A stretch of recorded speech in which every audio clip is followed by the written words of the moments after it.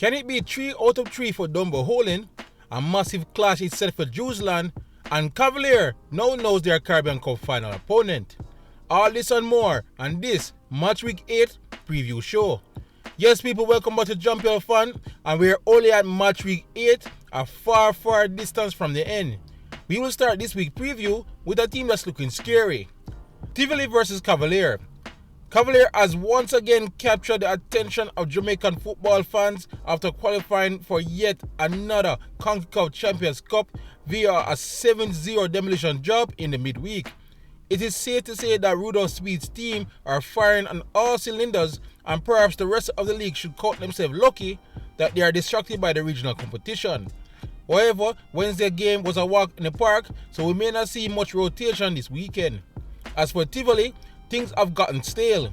They are now just playing barely enough to compete, and they are still searching for the right attacking mix.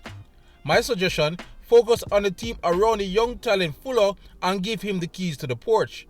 They will need something, as Cavalier has not lost to Tivoli in 9 games, including that boring 0-0 back in January.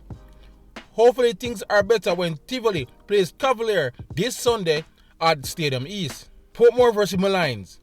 Every single Portmore United fans should be walking around with their heads held high, as the season was threatening to be disastrous, has morphed into one of tremendous optimism. First-time head coach Rudolph Austin has officially made this team his own, and if they continue to play this well, Portmore fans can start dreaming of the final in May.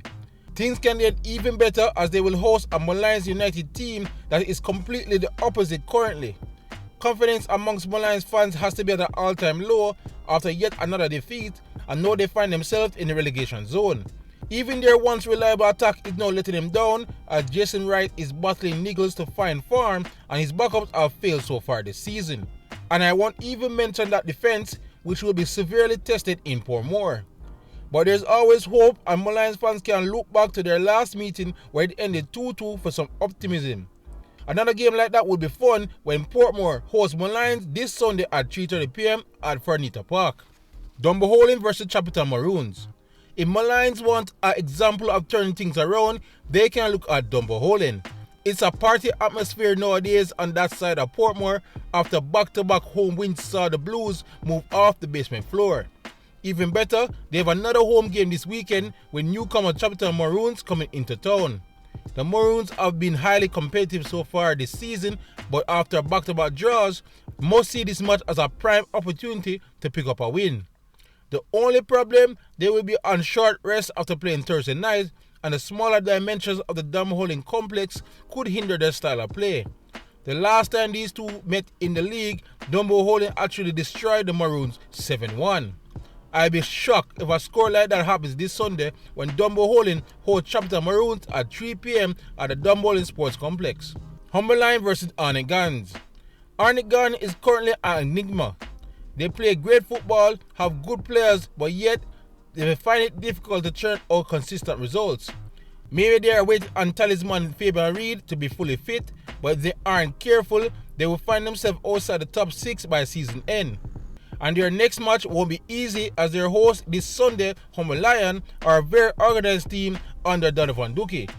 They finally got their first win last week against Maroons, but I'll be worried about the number of chances they award the Maroons in that game. Plus, the attack is still not clicking, as the strikers' natural instincts to go forward is battling with Duque's consistent demand of them not breaking team shape. In terms of head-to-head records, Arnett are unbeaten in 3 in this matchup and beat this weekend's opponents 5-1 in their last meeting. So let's see what happens this time when Humberline hosts Arnett Gardens 3 p.m. at Evertville this Sunday. Harborview versus Racing. Racing showed great heart and spirit to fight back in the second half against Vere to get a result, but their goal-scoring problems remain. They have yet to score more than 1 goal in a single match so far this season, and you would think that won't be enough to keep them up this season. Ronaldo Biggs is the star, but teams will eventually double team and triple team him if they believe that's Racing's only chance of scoring. But at least they have a player they could depend upon for goals. Harborview doesn't have the same luck as Strong. While maybe good at drawing penalties, he isn't the best at carving out his own goal-scoring chances. I like the idea of pairing him with Fagan up front, but they need some goals from the midfield as well.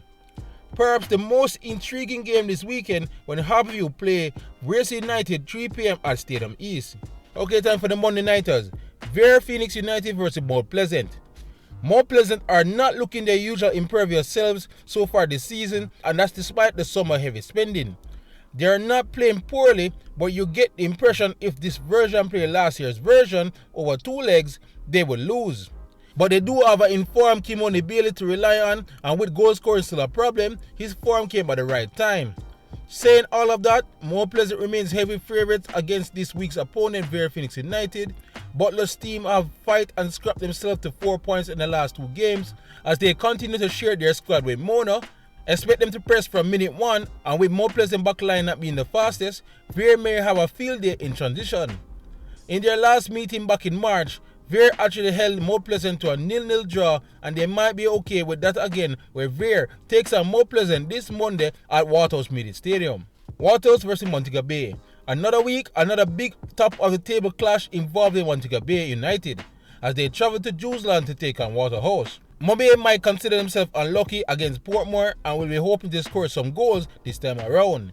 But they now know other teams will set up differently against them and will look to keep things compact in defence. It's a sign of respect, but I honestly don't see Marcel Gale's Waterhouse doing that this Monday.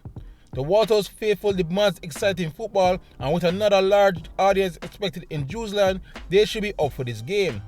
I also wonder if Gale will be tempted to start Brian alongside Bygrave for a minute 1, which will be a clear signal of intent. Now this one should not be missed when Waterhouse hosts Montego United this Monday night at Jewsland.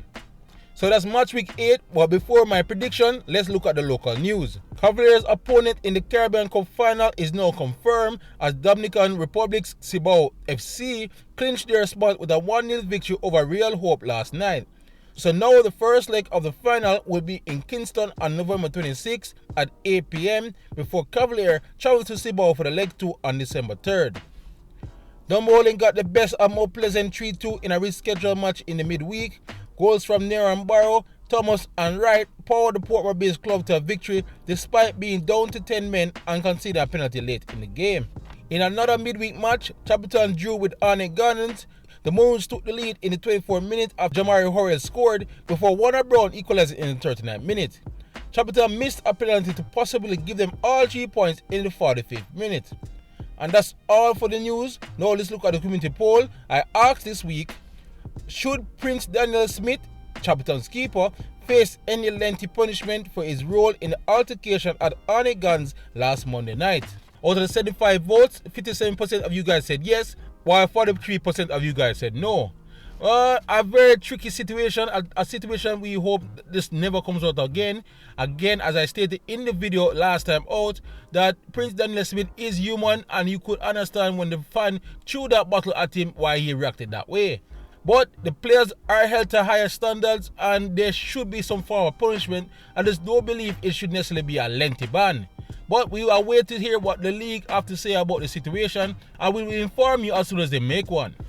Alright guys, so on to the predictions now. First up, Tivoli versus Cavalier. Cavalier are just in such great form and Tivoli needs some work. I think this one's pretty easy. I'm not sure if Cavalier will be hungover from their match in midweek, so I'm going to say Tivoli 0, Cavalier 2. Portmore versus Maroons. I just can't see Portmore not winning this one, and I will go with Portmore 3, Maroons 0. Dumbo versus Chapal Maroons. Dumbo are a completely different type of beast at home, it seems, and with that crazy fan support they have at home, it will seem that nobody can beat them. While Chapal should be tired from their game Thursday night, so I'm going to give the edge here. Dumbo win this one 2-1 over Chapal. Homeline versus Arnett Guns. This scream at me 0-0, and I think I'm going to stick with that. This game will end Homeline 0, Arnett Guns 0. Harbourview versus Racing. Alright, Harbourview have issues in attack, Racing have issues in attack. But as I said to you, Biggs is a star. I expect them Racing to come away from this game 1-0. Veer versus Mount Pleasant. By far, the hardest match to predict this weekend, I feel. Veer, you just don't know what kind of team will show up. While Mount Pleasant, each time you expect them to do greatness, they let you down somewhat. They still have a good enough squad to do some damage, but I think Veer will scrap and fight their way to a 1-1 draw here. So it will be Veer 1, Mount Pleasant 1. Waterhouse versus Montego Bay. Alright, I think this is going to be a big clash, but I also feel that Mobe's defense is going to just basically bail him out. I see Mobe edging this tough encounter 1-0 in Jerusalem. Alright guys, but that's all here from Chapal Fan. That's all I got here for the match predictions. It'll be pinned in the comment section, but let me know what you guys think will happen this week in terms of your predictions. Otherwise, for great JPL content, you're already at the right place, Chapal Fan. YouTube, big up yourself.